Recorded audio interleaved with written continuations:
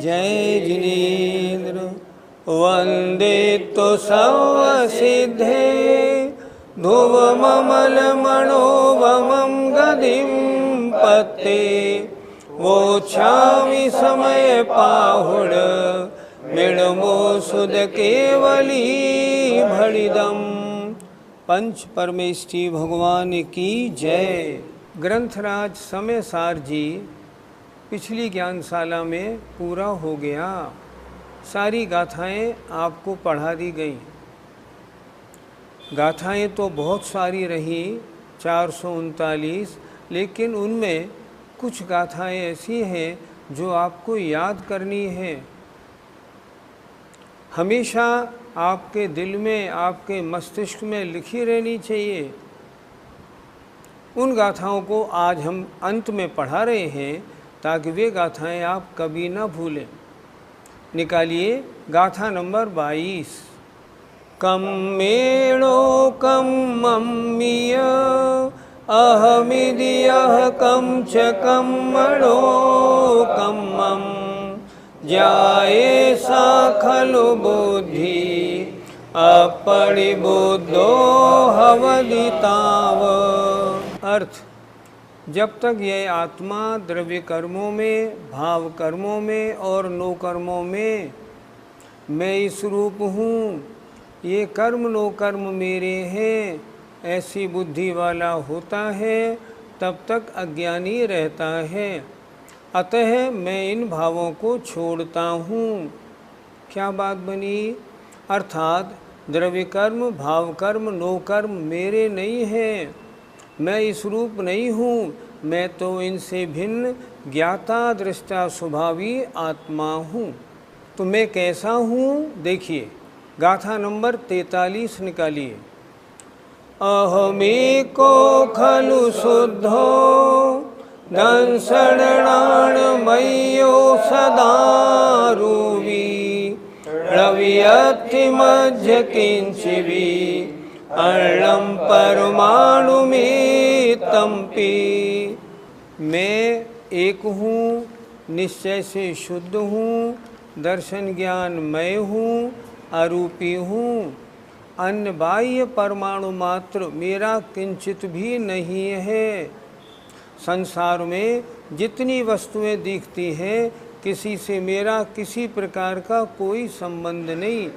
मैं तो एक अकेला दर्शन ज्ञानमयी आत्मा मात्र हूँ। बहुत चुनी हुई गाथाएं हैं, इनका चिंतन सामायिक में करिए। जब फ्री हो तब करिए, ये आपको आत्मा के पास ले जाने वाली है। अगली गाथा देखिए, गाथा नंबर 54। अरसमरूपम गंधम अवत्तम चेदना गुणमसद्दम जानवलिंग गहनम जीवमणि दिठ संठानम। यह आत्मा कैसा है? जो रस रहित है, रूप रहित है, गंध रहित है, इंद्रियों के अगोचर है, इंद्रियों से नहीं जाना जाता, चेतना गुण से युक्त है, शब्द रहित है, किसी चिन्ह या इंद्रिय द्वारा ग्रहण नहीं होता और जिसका आकार बताया नहीं जा सकता, उसे जीव जानो। अर्थात मैं ऐसा हूँ। पहली में ये बताया था मैं कैसा हूँ, इसमें बता रही है मैं कैसा नहीं हूँ। ये मेरी आत्मा का स्वरूप नहीं। इस तरह अपनी आत्मा का अनुभव मैं क्या हूँ इसका भान करना है। अहमेको खलु शुद्धो निर्ममोणान दंसन समग्गो तम मिठिदोत चित्तो सवे देखयम रेमी। गाथा नंबर 78। अर्थ देखिए, ज्ञानी समाधिस्थ, समाधि में स्थित होकर विचारता है कि मैं निश्चय से एक हूँ, शुद्ध हूँ, ममता रहित हूँ और ज्ञान दर्शन से परिपूर्ण हूँ।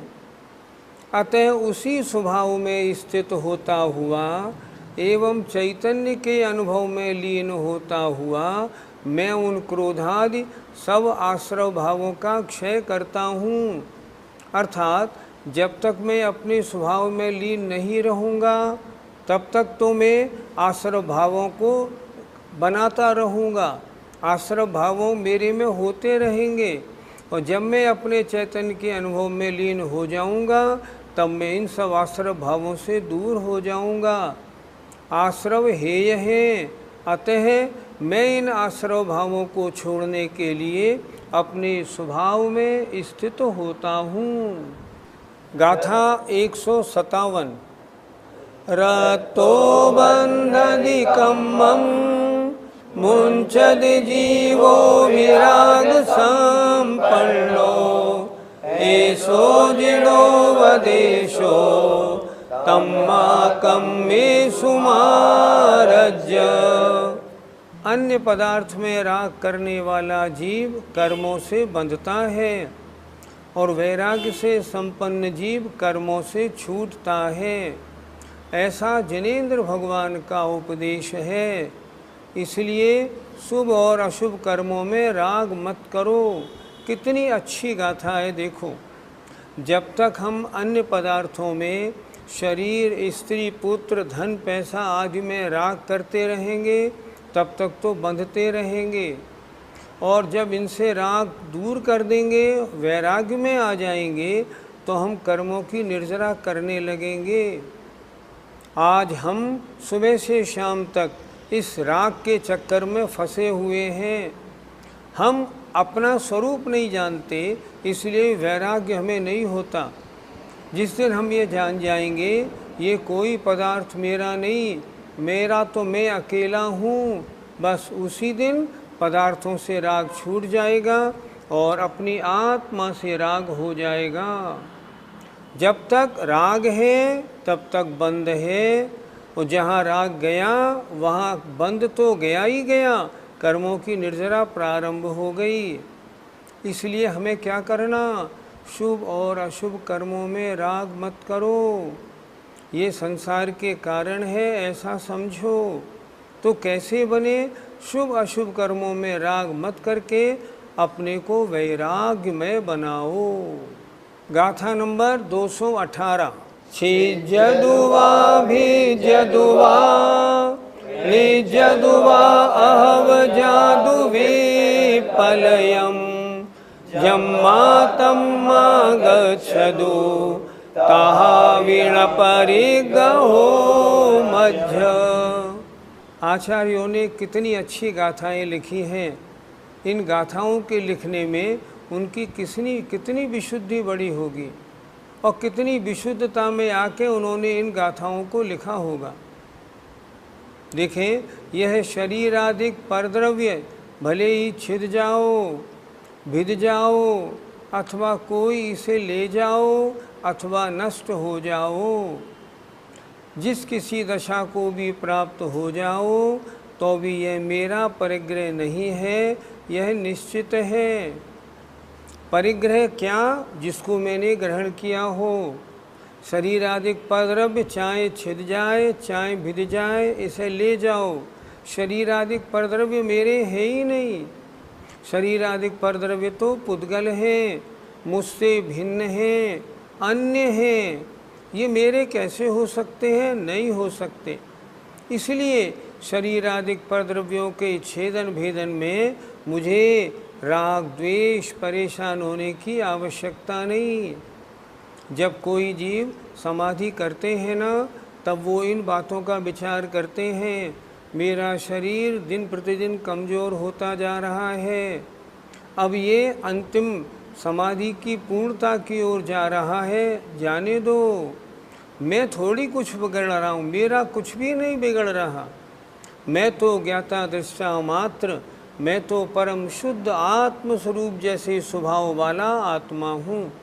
इसलिए परद्रव्यों के छिदने भिदने में, नष्ट होने में मेरा कोई संकल्प विकल्प नहीं, मेरा कोई राग द्वेष नहीं। ज्ञानी ऐसा विचारता है, और जो अज्ञानी है वो शरीरादिक जरा भी छिद जाए भिद जाए तिल मिला जाता है। क्यों? क्योंकि उसने शरीर को ही अपना स्वरूप मान रखा है। भेद विज्ञानी हमको बनना है। शरीर मेरा नहीं, मैं तो शरीर से भिन्न आत्मा हूँ। ये जो दिख रहा है ना, ये तो पुद्गल है, और इसके अंदर जो सूंघने वाला, चखने वाला, देखने वाला है वह आत्मा मैं हूँ। ऐसा विचार बनाना चाहिए। और जब ऐसा विचार बनेगा तो शरीर आदि नष्ट हो जाए, कुछ भी हो जाए, रंच मात्र भी तत्संबंधी विकल्प होगा ही नहीं। क्यों? मेरे है ही नहीं, फिर मुझे विकल्प क्यों? गाथा नंबर 219। इदं मिरदोळिच्चं संतुष्टो होइळिच्च मेदम्मि इदेन होइतित्तो तो हो हदि उत्तमं सुखम। हे आत्मन, यदि तू सुख चाहता है तो उसी आत्मानुभव रूप ज्ञान में तल्लीन होकर रहे, उसी में सदा के लिए संतोष धारण कर और उसी के द्वारा तृप्त हो। सब इच्छाओं को छोड़, तभी सदा बना रहने वाला उत्तम सुख प्राप्त होगा। कितनी सुंदर गाथा लिखी है। हम और आप सब सुख चाहते हैं। सुख चाहने के लिए क्या करें? आत्मानुभव रूप ज्ञान में तल्लीन हो जाएं। मैं तो आत्मा मात्र हूँ, अन्य कुछ नहीं हूँ। मैं आत्मा का ही चिंतन करूँ, अन्य का कुछ भी नहीं करूँ, इसी में तल्लीन रहूँ। आज तो हमारी दशा बड़ी विचित्र है। हम सुबह से शाम तक या तो शरीर की सेवा में लगे रहते हैं, या परिवार की सेवा में लगे रहते हैं, या रुपए कमाने में लगे रहते हैं, उसमें तल्लीन रहते हैं। आचार्य कहते हैं नहीं, इन सब को छोड़ दे। अपने आत्मानुभव माने अपनी आत्मा को जानने रूप जो ज्ञान है उसमें तल्लीन होकर रहे, उसके अलावा और किसी में लीन मत हो। दूसरी बात, उसी में सदा के लिए संतोष धारण कर। अगर मेरे पास 50 लाख हो जाएंगे, आहा मुझे आनंद आ जाएगा। मेरा वेतन 50,000 रुपये महीना हो जाएगा, बस तो आनंद आ जाएगा। नहीं, ऐसा मत कर। जब तुझे आत्मानुभव होने लगे तो ऐसा सोच, आत्मानुभव हो गया, अब मुझे कुछ नहीं चाहिए, मैं तो इसी में संतुष्ट हूँ। संतुष्टो होय निच्छ मेदम्मि। मेरा लक्ष्य क्या था? आत्मस्वरूप की प्राप्ति। अब मुझे आत्मानुभव, आत्मस्वरूप की प्राप्ति हो रही है, तो मैं इसमें संतोष धारण करूं। आगे क्या लिखा है? उसी के द्वारा तृप्त हो। मेरे पास 1 करोड़ हो गए, अब सब तृप्त हो गया। मैं अगर वहाँ प्रेसिडेंट बन जाऊँगा, मिनिस्टर बन जाऊँगा, तब मेरी तृप्ति हो जाएगी। नहीं, ऐसे नहीं। मैं अपने आत्मा में लीन हो जाऊं, मेरा सारा काम हो गया। आज मुझे तृप्ति मिली है, आज मुझे आत्मानंद की प्राप्ति हुई है, इसी में तृप्ति का अनुभव कर। क्या लिखा आगे देखो? सब इच्छाओं को छोड़। सुबह से शाम तक इच्छाओं का ऐसा वो लगा हुआ है, तारतम्य छूटता ही नहीं। एक इच्छा पूरी होती है तो दूसरी पूरी होती तो तीसरी लगी रहती है। जब तक एक को पूरी करता है दूसरी इच्छा आ जाती है। आचार्य लिखते हैं, जैसे खेती में रहट से पानी दिया जाता है, जब एक रहट की बाल्टी खाली होती है ना, सामने वाली दूसरी बाल्टी भरी फिर आ जाती है। जब तक वो खाली होती है फिर आ जाती है। इसी तरह एक इच्छा पूरी हुई, अगली इच्छा शुरू हो गई। इच्छाओं से तो तेरा पीछा कभी छूटने वाला नहीं, इसलिए इच्छाओं को छोड़ अपने आत्मा के जानने में लीन होकर रहे। ये समय सार जी की गाथाएं हैं, बड़ी मीठी बड़ी प्यारी। आगे क्या लिखा, तभी सदा बना रहने वाला उत्तम सुख प्राप्त होगा। देखो, जो इंद्रियों से हमें सुख मिला है, इंद्रिय संबंधी, ये तो नाशवान है। अभी है, 1 घंटे बाद है कि नहीं, 1 दिन बाद है कि नहीं। लेकिन अगर इस तरह आत्मा में लीन होकर जो सुख प्राप्त होगा ना, वो तो सदा बना रहने वाला होगा, कभी नाश नहीं होगा। और वो सुख उत्तम सुख होगा, उससे और आगे कोई सुख नहीं। उसे कहते हैं अतीन्द्रिय सुख। यो चिंत निज में थिर भई, तिन अकथ जो आनंद लयो। सो इंद्र नाग नरेंद्र वा अहमिंद्र के नाही कयो। हमारा लक्ष्य है उस सुख की प्राप्ति हमें हो, हमारा सारा जीवन उस सुख के लिए समर्पित हो। ये प्राप्त हो गया, बस बस अब मुझे सब कुछ मिल गया। मैंने इसी के लिए तो समय सार जी का स्वाध्याय किया था, कितना आनंद आएगा। गाथा नंबर 319। परणाएगी तब वो जो चेदासो अहम तुणी क्षय दो। अवशेषा जे भावा ते मज परितिणा दवा। प्रज्ञा माने बुद्धि के द्वारा इस प्रकार ग्रहण करना चाहिए कि जो चिदात्मा है, जो चैतन्य स्वभावी जानने देखने वाला आत्मा है, निश्चय से वह मैं हूँ। शेष जो भी भाव हैं, जो भी पदार्थ हैं, जो भी द्रव्य या वस्तु हैं, जो मुझे दिखाई पड़ती हैं, वे मुझसे पर हैं, यह जानना चाहिए। इस गाथा को आचार्यों ने 3 प्रकार से लिखा है। एक तो यही लिखा, परिणाए घितव्यो जो चेदा, प्रज्ञा से ग्रहण किया गया जो आत्मा है वह मैं हूँ। दूसरी गाथा लिखी, परिणाए घितव्यो जो डट्ठा, जो देखने वाला है वह मैं हूँ। तीसरी गाथा लिखी, परिणाए घितव्यो जो णादा, सो अहम तु निश्चय दो। 3 बातें लिखी। प्रज्ञा के द्वारा ऐसे ग्रहण करो कि जो जानने देखने वाला है, जो दर्शन करने वाला है, जो जानने वाला है, जो चेतयता है, वह तो मैं हूँ। इसके अलावा अन्य जो भी भाव हैं, वे सब मुझसे भिन्न हैं। इस प्रकार जानो। जब इस प्रकार हम जान लेंगे तो आत्मा के अलावा अन्य किसी पदार्थ में अपना इंटरेस्ट बनेगा ही नहीं।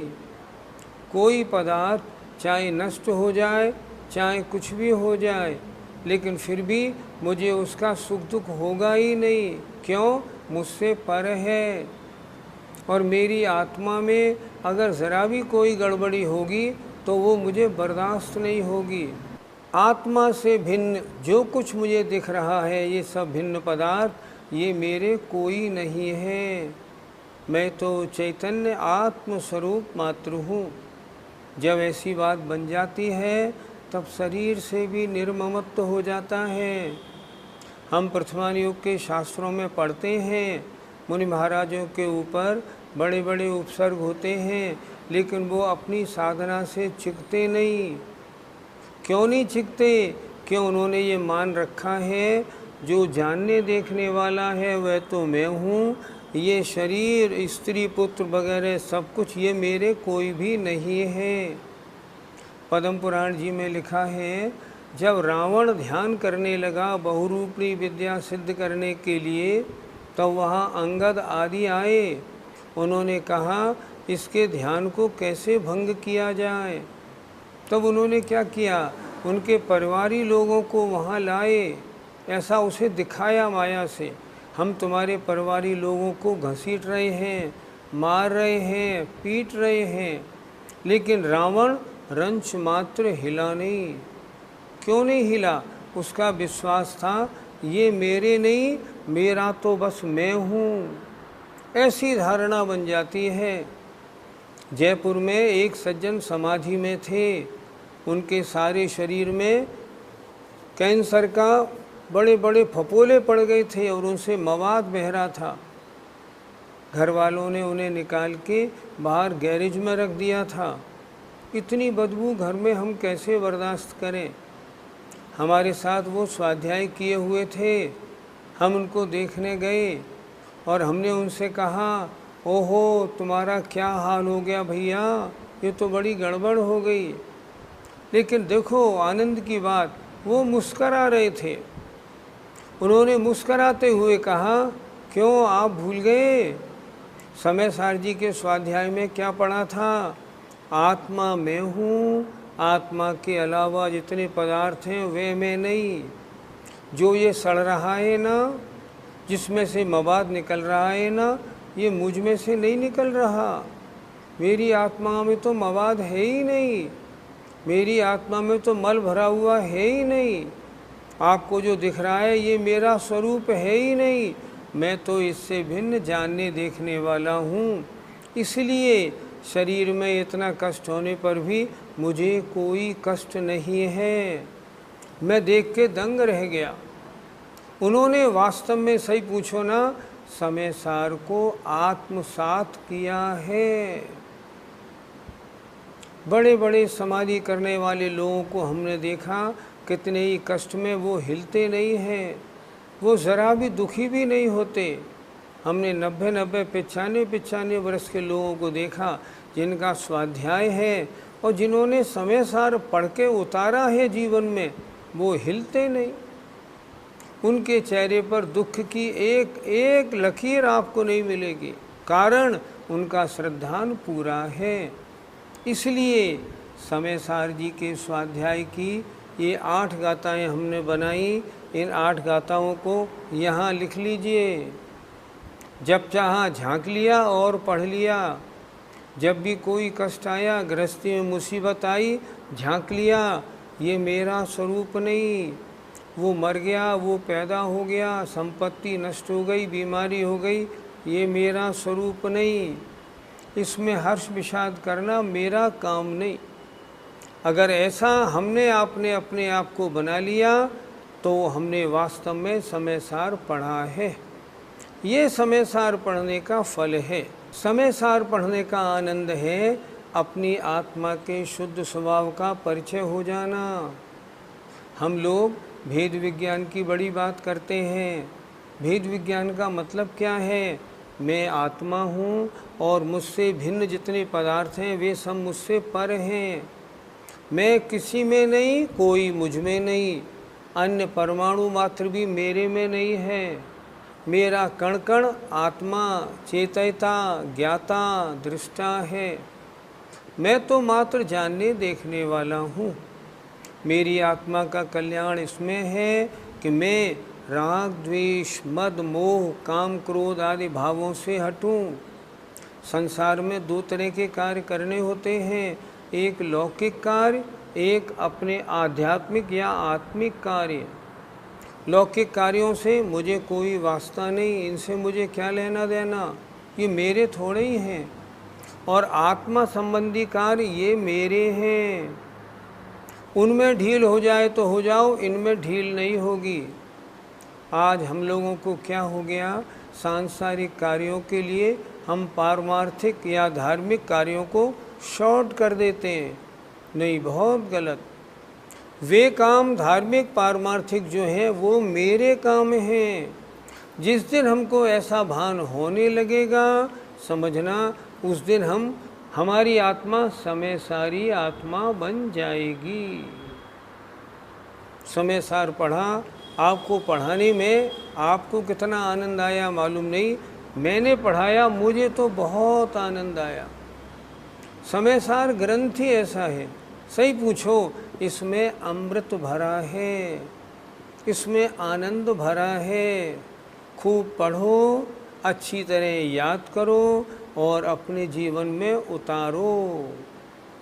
अंतिम गाथा 439 में आचार्य महाराज ने कहा है, जो इस समय सार को पढ़कर अर्थ तत्व को जानकर अर्थ को अपने जीवन में उतारता है, उसको परम सुख की प्राप्ति होती है, अर्थात उसकी आत्मा समय सार बन जाती है। समय माने आत्मा, समय सार माने श्रेष्ठ आत्मा, और यही तो हमारे जीवन का लक्ष्य है। हमारी भावना है आप सब श्रोतागण इस समय सार को अपने जीवन में उतारें और अपनी आत्मा को समय सारी बनाएं, सुख दुख में समता भाव धारण करने वाला बनाएं और व्रती बनने की और मुनि या आर्यिका बनने की सोचें। अगर ऐसा करेंगे तो हमारा समय सार पढ़ना सफल होगा। हमारी कामना है आप सबके ज्ञान और वैराग्य की वृद्धि हो। बोलिए समय सार ग्रंथ राज की जय। बोलिए आचार्य कुंद महाराज की जय। बोलिए आचार्य विद्यासागर जी महाराज की जय। जय जिनेन्द्र, जय जिनेन्द्र, जय जिनेन्द्र।